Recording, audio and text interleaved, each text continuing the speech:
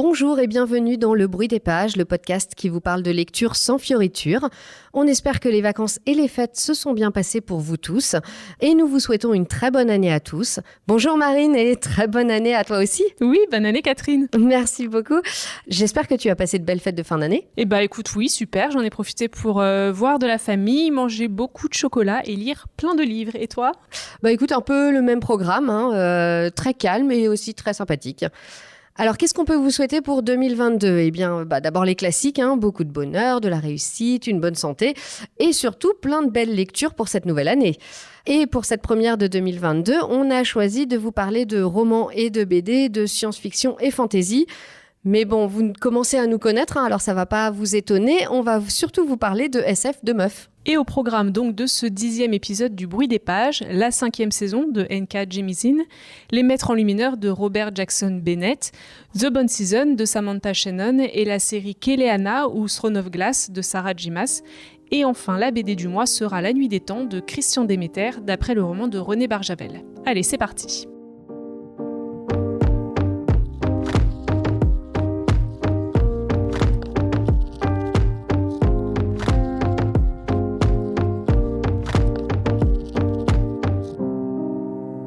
Entrons tout de suite dans le vif du sujet avec ce roman de science-fiction qui fait débat entre nous deux. Il s'agit de la 5e saison de N.K. Jemisin.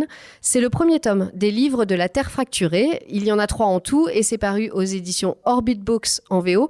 Et en français, vous le retrouverez en poche chez J'ai lu. La 5e saison, c'est cet hiver interminable provoqué par de grands cataclysmes qui menacent l'humanité entière. Dans ce monde, les orogènes qui possèdent le talent de dompter volcans et séismes devraient être vénérés. Mais c'est tout l'inverse, ils sont traqués et doivent se cacher comme c'est le cas pour les 3 héroïnes, Damaya, Sayenit et Essun. Le jour où le mari d'Essun découvre la vérité, il frappe son fils de 3 ans à mort et kidnappe sa fille. Essun va partir à la recherche de celle-ci à travers un monde qui se désagrège. Vraiment, c'est la meilleure lecture de cette année pour moi, la 5e saison. Et quand je pense que j'ai failli passer à côté, j'en ai des frissons dans le dos. Pour la petite histoire, c'est un roman qu'on m'a offert il y a plus d'1 an, qui était dans ma pile à lire depuis tout ce temps. Il faut dire qu'on me l'a offert en VO et la 4e de couverture de VO, pour le coup, l'illustration est très belle, mais alors la 4e de couverture est très très bof. Le résumé donne vraiment pas envie, on comprend pas du tout de quoi on parle. Du coup, voilà, je l'avais un peu mis de côté, je m'étais dit j'y reviendrai un jour et ça traînait. Et puis quand on me l'a offert une 2e fois l'été dernier, je me suis dit là vraiment c'est un signe. Et puis aussi on me l'a offert en français et là pour le coup la 4e de couverture est très bien faite et donne un peu plus d'éléments et donne très envie. Donc je me suis dit vraiment faut que je le lise. Et qu'est-ce que je ne regrette pas, j'ai adoré. Vraiment, je vous le disais, meilleure lecture de l'année. C'est pour moi un roman hyper efficace avec un univers très original. On plonge vraiment dans ce monde qui est régi par les séismes, les éruptions volcaniques et où les seules personnes capables de contrôler ces événements sont finalement pourchassées à cause de leur pouvoir. C'est un roman d'apprentissage, c'est un roman d'aventure, comme vraiment j'en avais pas lu depuis très longtemps. J'ai été happée par l'histoire et par ces héroïnes qui sont vraiment très bien écrites, je trouve. Damaya, Sayenite et Essun. On passe de l'une à l'autre en alternant les points de vue et elles ont chacune des enjeux différents et en même temps, moi j'ai été complètement embarquée dans leurs aventures qui nous font découvrir cette terre fracturée. Moi c'est vrai que mon avis est beaucoup plus mitigé que le tien. Je l'ai lu en anglais et même si je suis assez habituée à lire en VO, cette fois-ci franchement il faut dire que j'ai eu un peu de mal et une fois que je me suis faite au style de l'autrice, là c'est côté récit que j'ai dû m'accrocher et pourtant tu m'avais prévenu que le début était quand même assez laborieux. Ouais, c'est vrai. D'ailleurs, petit conseil, en profitons-en tout de suite. Vous verrez, le prologue est complètement incompréhensible. Moi, comme toi, j'ai rien compris à ce prologue. Mais surtout, pas d'inquiétude, c'est normal. Donc, voilà, lisez-le, vous allez rien comprendre. Et puis, lisez le roman. Et après, à la fin, revenez le relire. Et là, vous verrez, d'un coup, tout est limpide. Et vous comprendrez tout ce que vous lisez. Et vous vous direz, évidemment, ça tombe sous le sens. Bon voilà, un lecteur averti en vaut 2. Moi, je compare un peu ce livre à des montagnes russes. Par moments, j'ai adoré, j'étais à fond dans l'histoire. Et à d'autres moments, je me suis littéralement endormie sur mon livre. Franchement, ça m'arrive rarement. Mais là, je décrochais complètement. complètement, en particulier quand il y avait ces longues descriptions. Ah, mais je comprends pas parce que moi, j'ai même pas le souvenir de longues descriptions, tu vois. Bah si, il y a quelques passages où voilà, c'est lent et il se passe pas grand-chose. Moi, je dirais que c'est pas vraiment un livre d'action, mais que c'est plutôt un livre de sensations. Parce que tout passe par le ressenti, même le pouvoir finalement des orogènes passe par la sensation. Il y a très peu de grands booms partout. Enfin voilà, c'est pas de l'action, c'est de la sensation. Donc voilà, c'est particulier, mais pourquoi pas. Mais c'est vrai qu'en tant que lecteur, parfois c'est un peu difficile à saisir. Et à côté de ça, en plus, j'ai pas vraiment réussi à m'attacher aux personnages. Pourtant, ils sont vraiment très intéressants et au début, ça part plutôt bien puisqu'on a Damaya qui va arriver dans cette école pour apprendre à développer ses pouvoirs. Alors attention, vous attendez pas vraiment à une ambiance Harry Potter, mais bon, il y a aussi pas Esun. vraiment, non. c'est un peu différent quand même. Il y a Esun qui part à la recherche de l'assassin de son fils. Il y a Sayenit qui doit accomplir une mission pour le Fulcrum. Et franchement, j'étais assez emballée parce que ce sont des femmes qui sont fortes, qui ont du caractère, qui sont déterminées. Mais je crois que ce qui m'a manqué, finalement, c'est une certaine chaleur dans les relations entre tous les protagonistes. Chacune de ces femmes fait des rencontres et pourtant toutes les interactions sont froides, sont distantes et je trouve que ça évolue pas tellement au fil de l'histoire. Alors là, j'avoue que c'est vrai, je suis d'accord avec toi, c'est très froid. Il y a même une vraie cruauté dans l'histoire. Des scènes qui sont quand même un petit peu difficiles. Très dur même. Oui, très très dur, enfin vraiment. Mais en même temps, je trouve que c'est pas gratuit. Et du coup, ça passe parce qu'on sent bien que c'est pas de la cruauté gratuite, que c'est juste quelque chose qui ajoute à la dureté de ce monde, de cet univers. C'est un monde assez inhumain pour l'instant, en tout cas dans ce premier tome, où on n'a pas beaucoup d'espoir, hein, clairement. Après, moi, je me dis que ça va venir dans les tomes suivants. Mais en tout cas, pour moi, ce côté très froid des personnages m'a pas dérangée. Je trouve que leur insensibilité, elle fonctionne bien. Elle va très bien avec ce monde qui est inhumain. Et du coup, moi, j'ai beaucoup aimé les personnages. Et malgré cela, je me suis beaucoup attachée.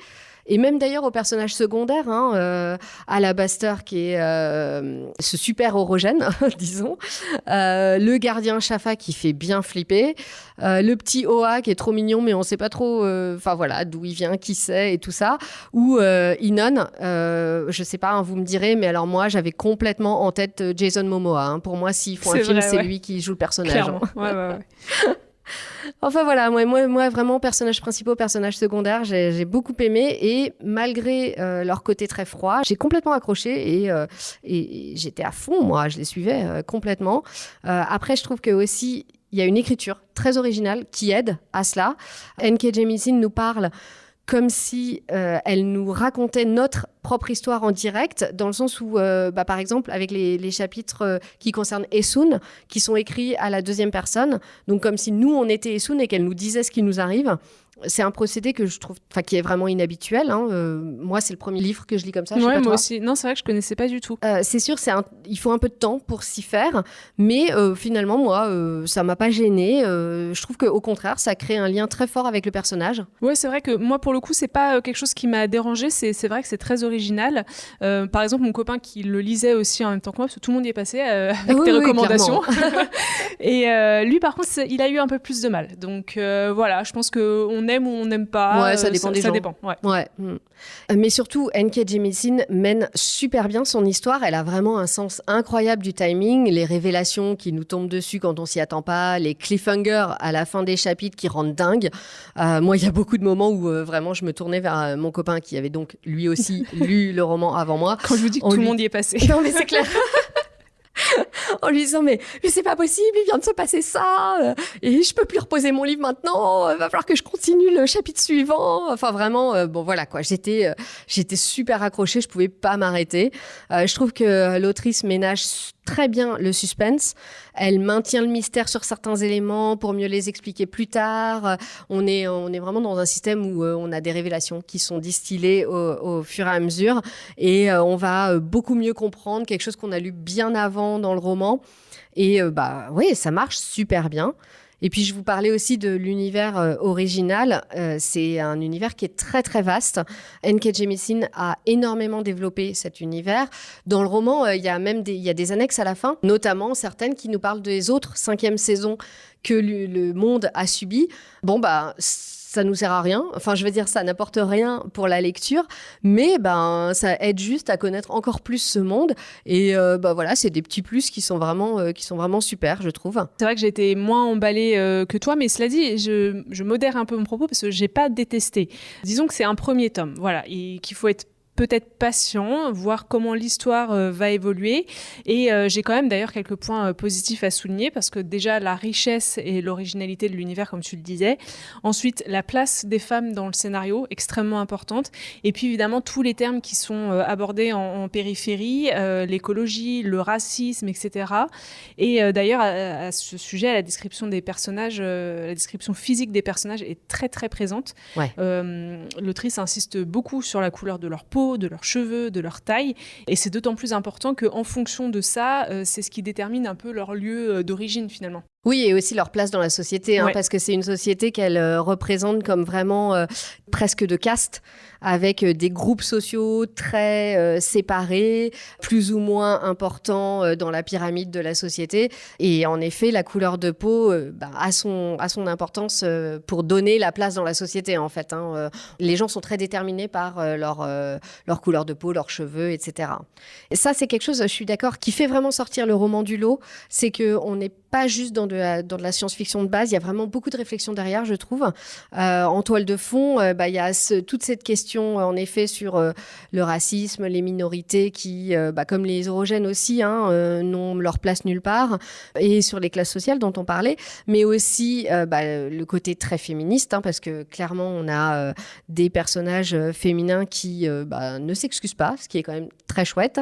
C'est des femmes fortes, mais aussi torturées. En gros, elles ont vraiment les deux, quoi. Elles ont fait face à l'adversité et en même temps, elles sont aussi fortes et vulnérables. Ça, c'est très chouette. Et puis, ce propos écologique qui, pour moi, est vraiment le centre de la réflexion autour du roman. L'idée que les hommes sont clairement responsables des catastrophes naturelles qui ont provoqué cette 5e saison. D'ailleurs, petit aparté, mais ça rappelle beaucoup des événements qu'on voit, nous, dans notre actualité ces derniers temps.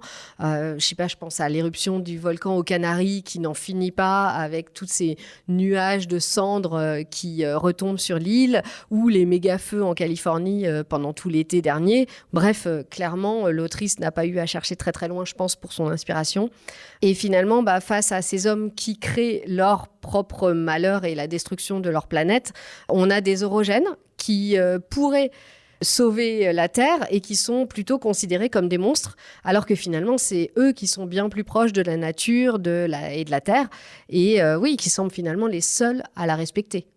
Bref, entre toutes ces réflexions écologiques, féministes sur les classes sociales, le racisme, etc., et l'aventure incroyable du roman, moi, j'ai trouvé que c'était vraiment haletant et que c'était un petit bijou. J'ai vraiment hâte de lire la suite et je dois dire que Marine, je suis un peu déçue parce que je t'ai vraiment poussée à lire ce livre et je m'attendais à ce que tu adores comme moi et donc c'est vrai que j'aurais bien... Enfin voilà, je suis un peu déçue que tu t'es pas autant accroché que moi. Non, mais c'est... Alors attends, parce que c'est pas non plus un abandon total. Je dis pas que je vais pas terminer la trilogie, mais peut-être qu'en fait tout simplement c'était pas le bon moment pour lire. Tu sais, parfois il y a des livres comme ça, tu les lis à un moment, ça marche pas et puis tu les lis 2, 3 mois ou 3 ans plus tard et là ça fonctionne. Ouais, c'est vrai. Voilà, peut-être que là, cette fois-ci, j'ai dû m'accrocher. J'étais très fatiguée à cette période-là.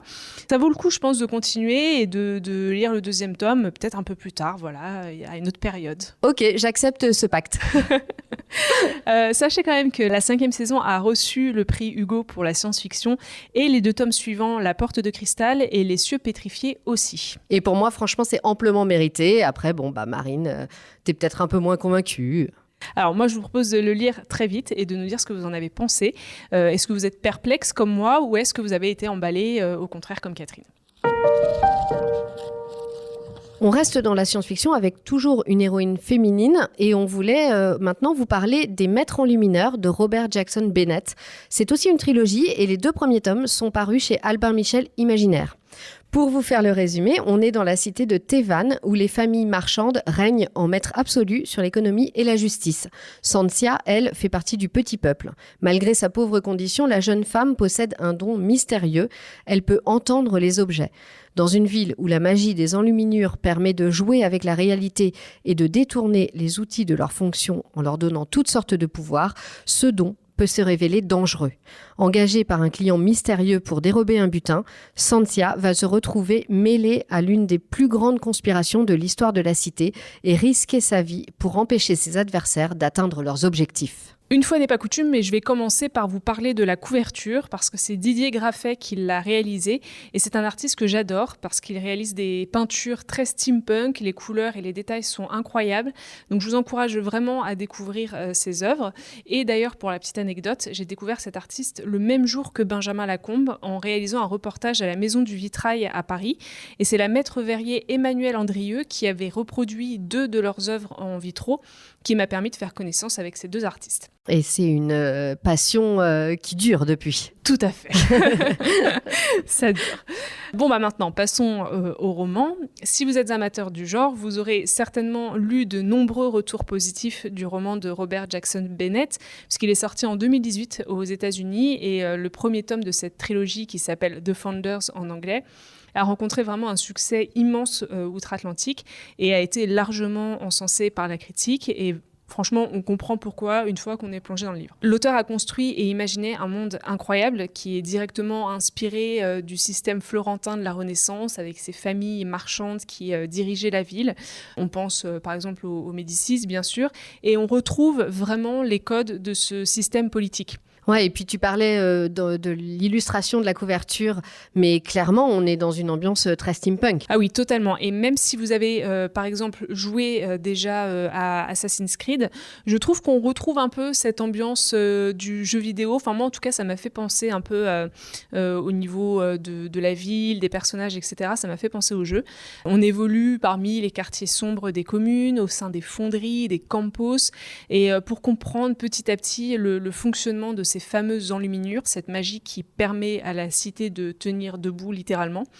L'immersion est totale et la géographie des lieux a une importance capitale. On ressent vraiment cette construction pyramidale de la cité et de la population avec cette cité entourée de bidonvilles complètement fortifiées.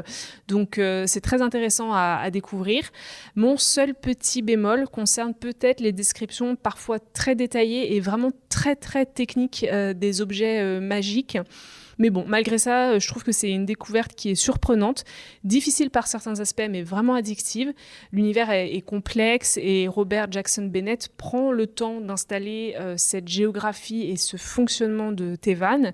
Et au fur et à mesure que le roman avance, l'intrigue prend de l'ampleur, le rythme s'accélère et j'ai aussi beaucoup aimé les réflexions sur notre propre société, notre rapport à la liberté, au pouvoir.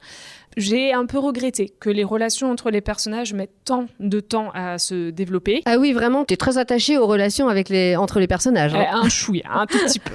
Mais bon, la fin du roman promet une suite pleine de rebondissements et laisse à penser que ces relations prendront un peu plus de place. En tout cas, je l'espère. Maintenant, il faut que je m'attaque à la suite, puisque le 2e tome est sorti fin septembre et il s'appelle Le Retour du Hiérophante. À lire donc. On vous avait parlé de Samantha Shannon dans un des premiers numéros du podcast avec le prieuré de l'Oranger. Cette fois-ci, on va vous parler de The Bone Season, saison d'os en français. C'est une saga qui comporte pour l'instant 3 tomes traduits en français. Je crois qu'il y en aura 7 en tout. Et elle est éditée par De Saxus. On est en 2059. Paige travaille pour une organisation criminelle souterraine dans les rues de Sion, Londres, où elle récolte des informations en pénétrant dans l'esprit des gens.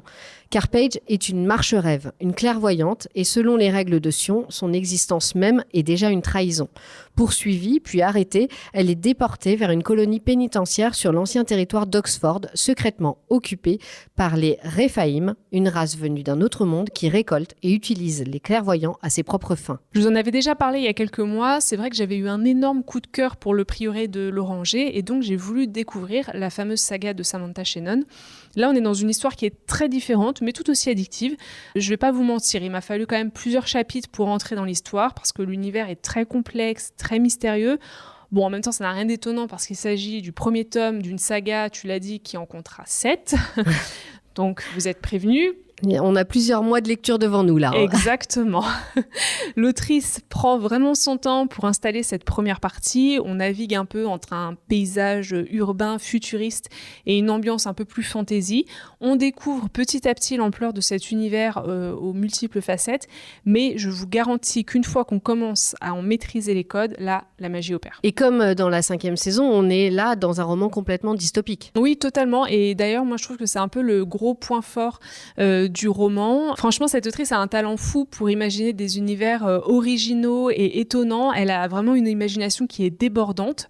Alors, certes, elle fait référence à d'autres livres et on ne peut pas s'empêcher de penser à 1984 quand on découvre The Bone Season, parce que Sion est un peu l'œil qui surveille ses citoyens en permanence, mais vraiment, c'est loin d'être un copier-coller.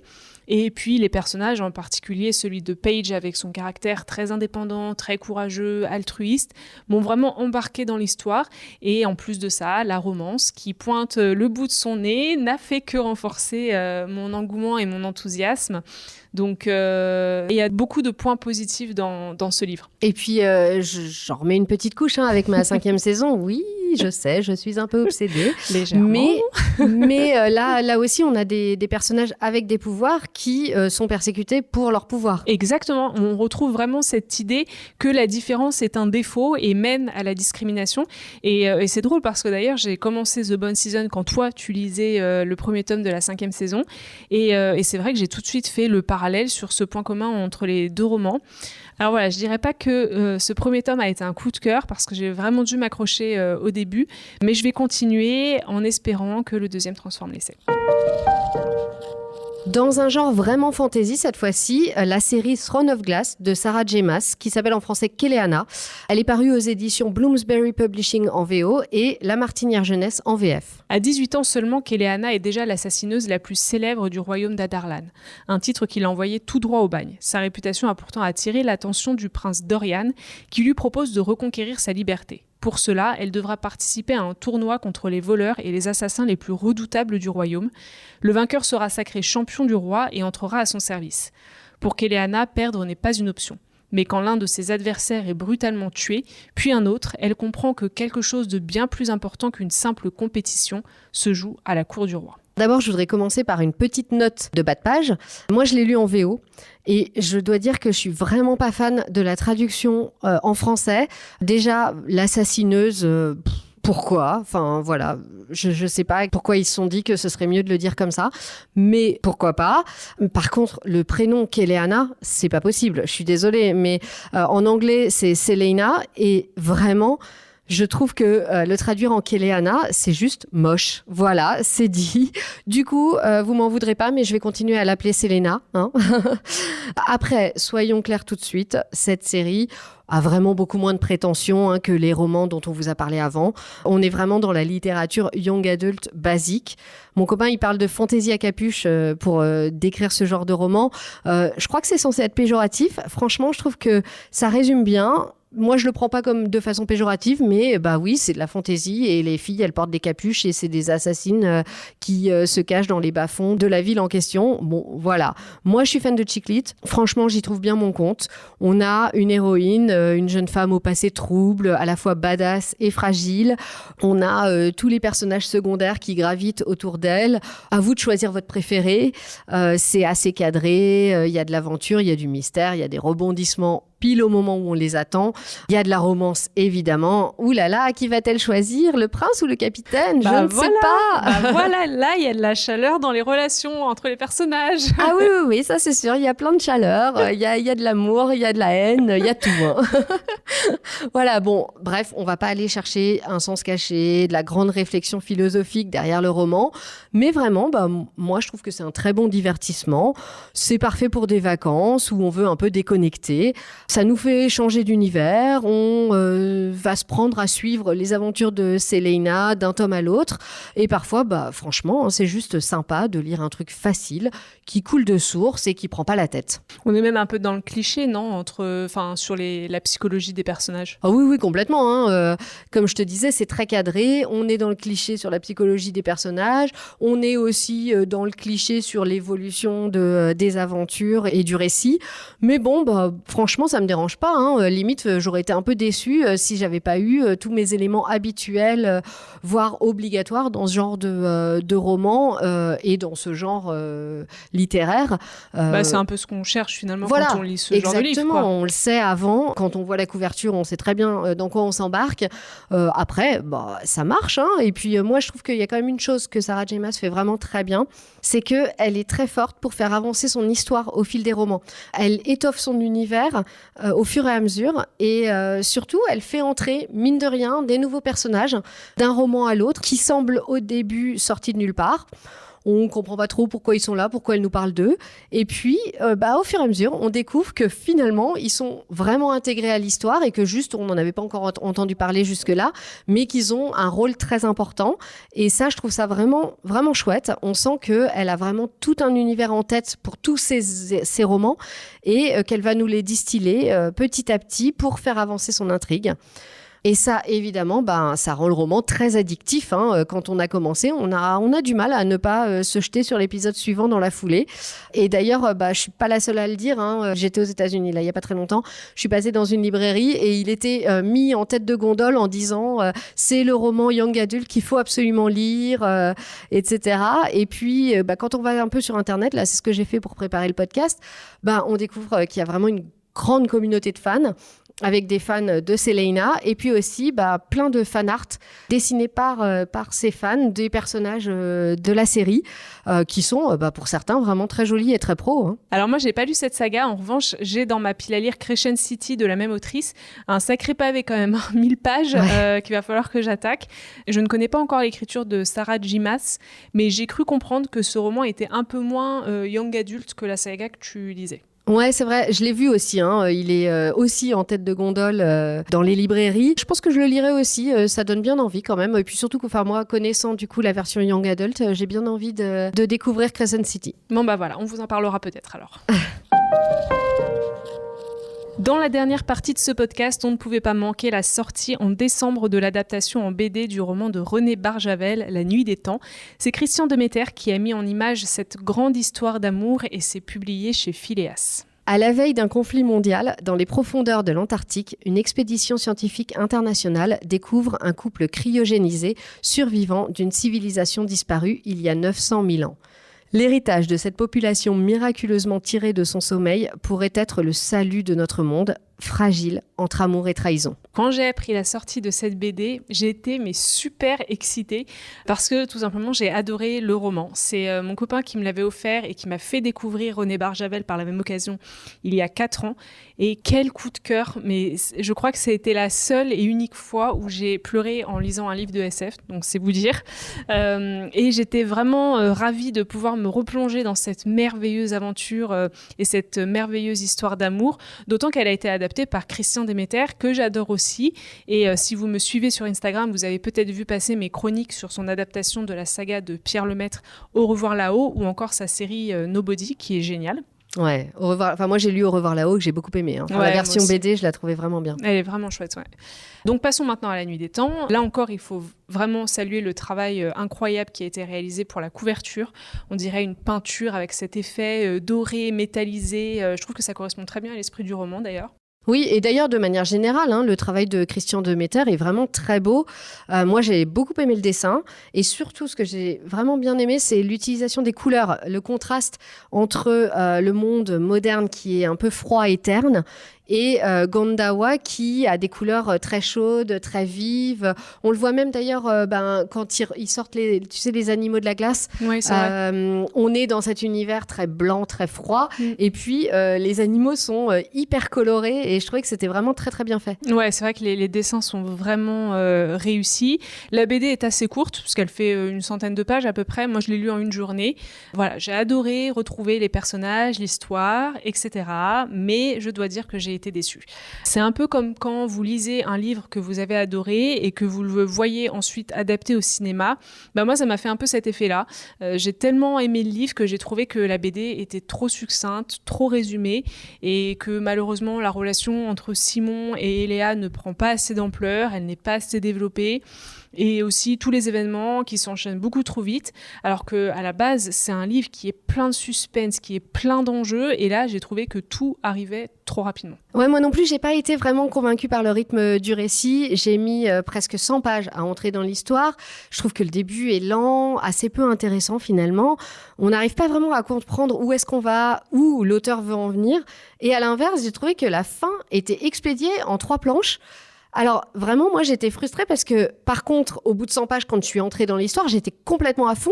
Et donc la fin est complètement expédiée et j'étais là genre non mais ça y est, là j'étais dedans, pourquoi vous vous arrêtez, pourquoi vous me la finissez comme ça aussi vite?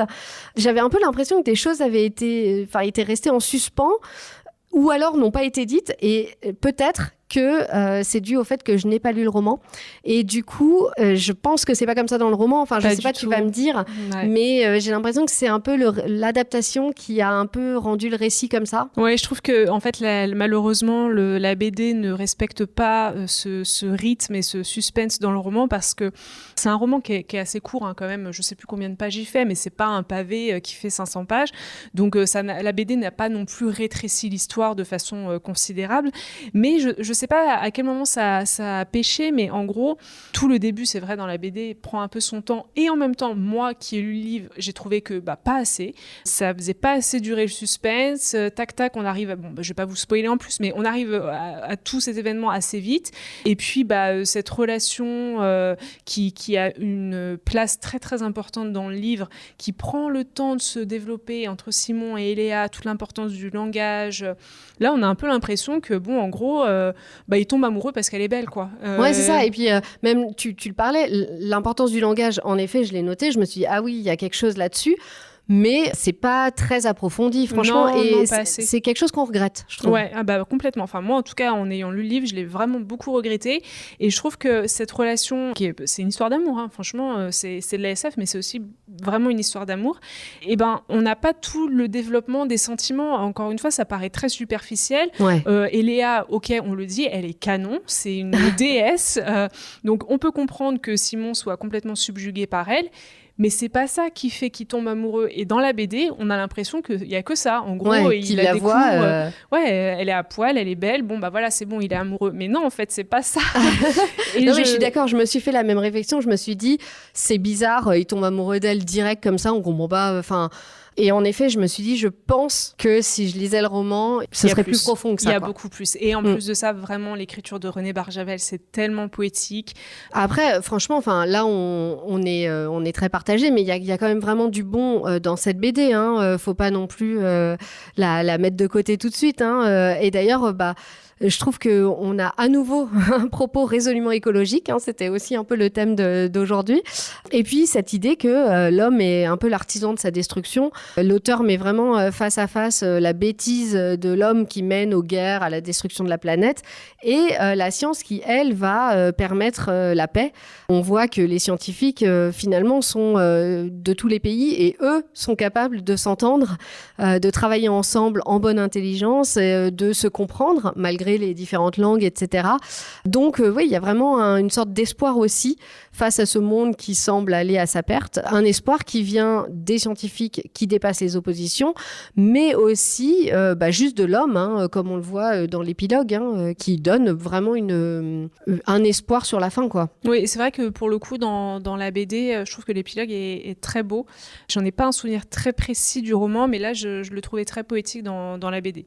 Bon, moi, je pense que si vous n'avez pas lu le livre, lisez-le d'abord, parce que je trouve que c'est un roman qui aborde de façon très, très poétique des thèmes comme, on le disait, l'écologie, la paix, la collaboration internationale. D'ailleurs, il faut rappeler qu'il a quand même été écrit en 1968, et je trouve qu'il est encore très moderne, très actuel. Oui, c'est clair. Et moi, je pense que c'est un roman qui est à découvrir. Et ensuite, allez lire la BD et découvrez les très beaux dessins de Christian Demeter. Nous arrivons doucement au terme de cet épisode consacré aux romans et BD de science-fiction et fantasy. On espère que ça vous a plu. Est-ce que nos recommandations vous ont donné envie ? Est-ce que vous êtes d'accord avec nous ? On vous attend sur les réseaux sociaux pour en parler, sur notre compte Instagram lebruitdespages.podcast ou sur notre blog. C'est là que vous retrouverez aussi toutes les références des livres qu'on a évoqués aujourd'hui. Et puis, vous pourrez aussi parler avec Marine sur son Instagram, Au fil des pages. Et d'ailleurs, Marine, tu avais déjà chroniqué plusieurs des livres livre dont on a parlé aujourd'hui. Et donc, quelle sera ta prochaine chronique ? Je viens tout juste de commencer la carte postale d'Anne Berès depuis le temps que tout le monde en parle. Ouais. Donc voilà, je m'y attaque et j'espère qu'il me plaira. Et toi, du coup, Catherine, qu'est-ce que tu lis ? Alors moi, j'ai commencé Un bref instant de splendeur de Océane Vuong, paru chez Gallimard. C'est un livre qui m'intriguait depuis un moment. À chaque fois que j'entrais dans une librairie, je me disais, ah tiens, peut-être qu'il faudrait que je lise celui-là. Bon, bah ça y est, je m'y suis mise. J'en suis à peu près au premier tiers, donc c'est un peu tôt pour dire ce que j'en pense. Mais je pense que le suivant sera la carte postale d'Anne Berès. Et voilà, comme ça, on pourra vous en parler. C'est la fin du Bruit des pages pour aujourd'hui. N'oubliez pas de liker le podcast sur les plateformes d'écoute, de le partager et d'en parler partout autour de vous. Le prochain épisode, c'est dans un mois. Comme d'habitude, on se donne rendez-vous à la prochaine page.